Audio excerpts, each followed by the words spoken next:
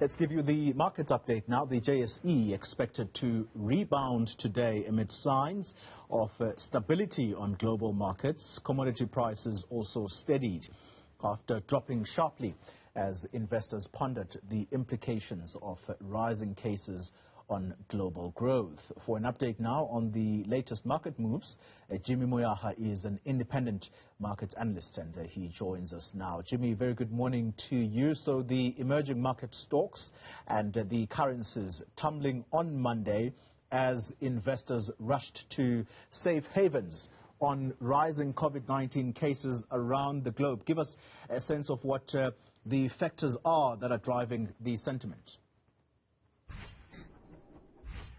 Good morning, Tony.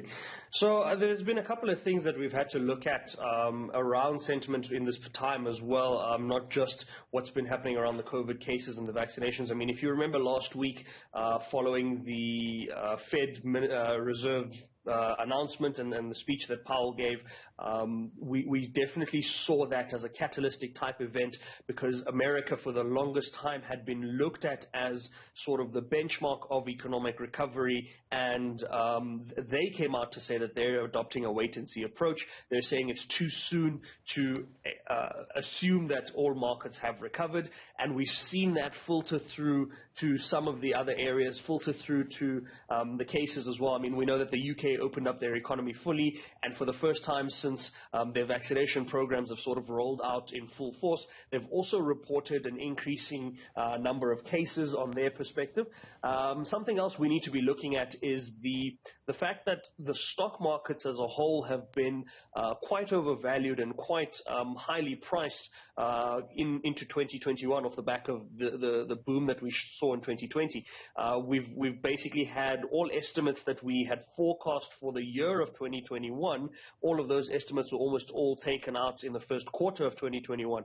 So markets globally as a whole are looking at the fact that they're very highly priced. They've had very little retracement and pullback in terms of valuations, and it's whether or not to see from an investor standpoint whether or not there is much room to go higher, or whether we want to come a little lower first before we start that move for higher pricing. So I think there's a couple of factors that have been driving not only emerging market economies but also global economies as a whole in this time.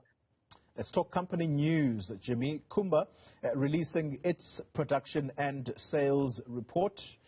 That trading statement for the 6 months ended 30 June. Take us through those numbers. Sure. So their numbers were quite better than anticipated, but this has been the ongoing theme that we've seen with the mining stocks. As precious metals prices have been trading high, as commodity prices have been trading higher, we have been seeing a lot of the companies benefiting from this. We remember when we reported on Sibanye's reports a little while ago, their numbers were extremely high. If you look at Amplatz's numbers that came out today as well alongside Kumba's, their numbers were high. But on the Kumba side, I mean, they've said that they're expecting sales to decrease, so they're revising their sales estimate down by about 1 million tons, but they're saying that they want to keep production levels the same and as what was initially forecast, and they want to then build up some reserves on that front through that, and that's from their perspective, it's a very strategic decision to do, especially if the sales are only being revised down by about 1 million tons. So they're expecting their sales to be about between 39 and 40 million tons instead of between 40 and 41 million tons. So it's still a very high number. They've also come out to say that they're expecting their headline earnings per share in the period to be up between about 170 to 180%. But what was interesting to note on Kumba's side is that the value of their sales output that they realized was about $220 per ton, whereas what they previously said would be sort of their forecasted sales figures would be about $166 per ton.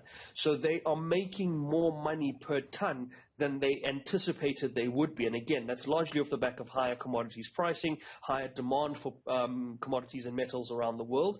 And you've seen that filter through to not just Kumba, but like I said, other commodities and metals mining companies. Yeah, Anglo American Platinum also publishing its trading statement for the 6 months ended 30 June. How has the group performed in the period under review? So Amplatz's numbers were even higher than Kumba's. Amplats has said that their headline earnings per share, they're expecting to be up some 500 odd percent. Just to give you a bit of context for that, compared to 2020 June figures, their headline earnings was around 6 billion rand. They're expecting this headline earnings per share to be around 46 billion. So it's a 40 billion rand increase in headline earnings per share. And that's in addition to, they're largely basing that off the back of 29% increase in PGM pricing. But also if you look at the price of platinum from, say, March of last year, platinum prices were trading at around $580 an ounce. So they got as low as $580 an ounce. If you look at February of this year, roughly about a year later, we got as high as $1,300 an ounce. So again, the commodities pricing that we've seen during this pandemic time, we've spoken at length about a commodity super cycle that we've sort of been going through, and we've definitely seen that increase in commodities pricing, whether it's gold, whether it's platinum, is definitely filtered through mainly to the mining stocks, as they're basically able to achieve much higher revenue figures on the same production levels that they had budgeted for and on the same production cost levels that they had budgeted for. So from that perspective, we've definitely seen that as an ongoing theme within the mining stocks as of late.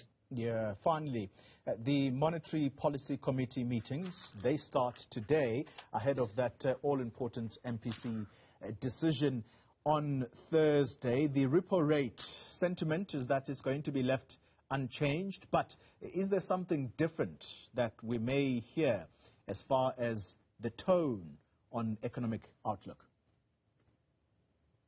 Well, we could certainly hear early conversations around potentially pushing back a rate hike to 2022, largely off the back of, one, what's happening globally, and two, off the back of our economic recovery and growth not going as planned. The one thing to take into account now is that the last time the MPC met and gave us their decision, since then we've had some protest action happen, but we've also, more importantly, gone into level 4 lockdown since that has happened. So those factors will need to be taken into account. I think what Jerome Powell from the US Fed said as well will be taken into account as to the status of the US's inflation being considered transitory. We might see our MPC take a similar view. That would be nice to see.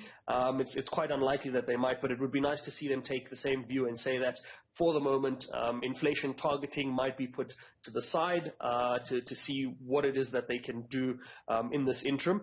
I think a lot of it is going to be based on some of the sentiment we've been getting from ratings agencies around the fact that the global recoveries and the forecasts that have been put out for South Africa, initially they were pushed up and they were revised up from earlier in the year. But since then, as we've said, we've had that protest action, we've had that level 4 lockdown.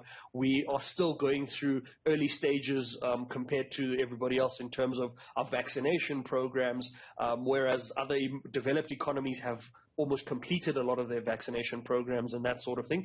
So I think the MPC might take a more tentative and cautious approach now, given that they've still got one more meeting before we expect the midterm budget policy statement from the finance ministry in October. So we've still got another meeting with the MPC in September. So I think this meeting might be a bit of a tentative approach to say, let's first assess the full impact of what's happened in Q3 before we make decisions on whether there'll be a rate hike in Q4.